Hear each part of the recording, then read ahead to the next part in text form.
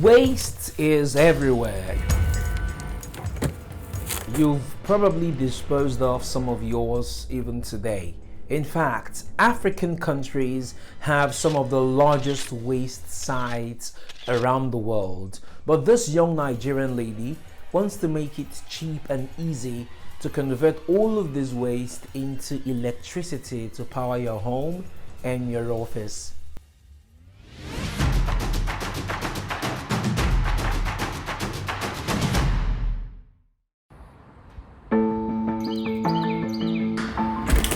When Rarusu left Nigeria, she had one goal in mind. I was really interested back in Nigeria converting my waste to energy that can to the biogas that can even be used for cooking, because most people use like the gas for natural gas for cooking, but back in Nigeria a lot of people are still using firewood and all. So I was very interested in converting that waste to gas for cooking. But very quickly, she realized she can do even much more. So not just on a small scale, but like a big community, a big city, the waste that they generate, it can actually produce enough gas to produce electricity for that city. Rarusu is a second-year PhD student in chemical engineering at the University of South Florida, and her research is on converting solid waste into different forms of energy. Rarusu is trying to answer a simple question. So how can I actually help my community solve a part of their electricity problem while at the same time managing their waste?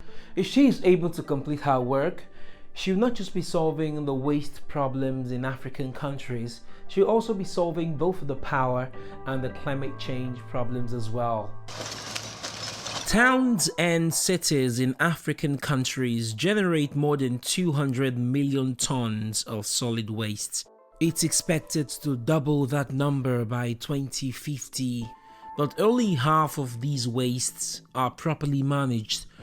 Most end up in poorly controlled landfills. When they start decaying, they release harmful gases like methane and carbon dioxide. And so when it's there, it just generates the gas, it just goes into the atmosphere. Apart from the climate change, the smell, the contaminants in it too, like do you get, like it creates pollution, both like the solid pollution, air pollution. People living around those areas are exposed to diseases. This means many of them end up at the hospital. But they'd likely not get proper health care because the closest hospitals to them do not have electricity to power important equipment to save their lives. That's because more than half of the entire continent has no access to power. Rarusu's research might change that. When the biogas is generated, it contains the methane gas, like I said, but it also contains other components.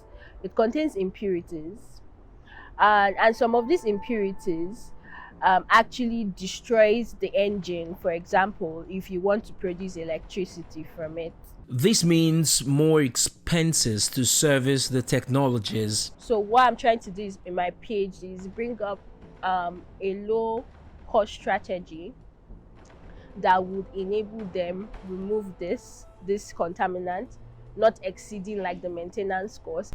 There are many types of waste to energy technologies around the world, and many of them have been around for quite some time. Plus, they've been shown to actually work.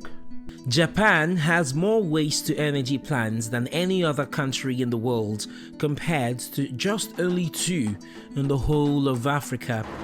The Asian island country also converts a whopping 74% of its waste to energy, generating more than 2,000 megawatts of power.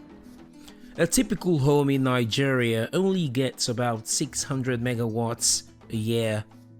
Even if the waste is not going to power everything, it's a percentage, right? And so yeah, a large percentage can be covered by waste, like waste to energy. Varusu's work has great potentials for African countries, but they are not without challenges. We just have open dumps right now. They were not even prepared for the collection of the gas and all. So you actually have to prepare these landfills. So you have to start from there. So you cannot just go and start collecting waste. Some of these challenges are personal. Sometimes in your research, there are certain things you need to do, and if the funds available do not cover that, you need to look for another route. So I would say the greatest problem I've faced to date is the fact that there are some experiments I wanted to run, but the funds covering me did not cover the facilities for that particular experiment.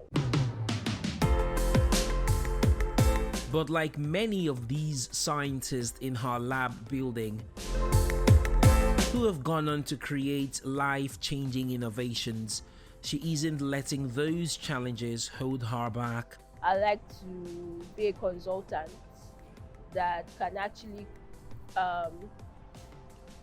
inform government institutions on how they can manage their waste properly, how they can maximize energy generation from their waste.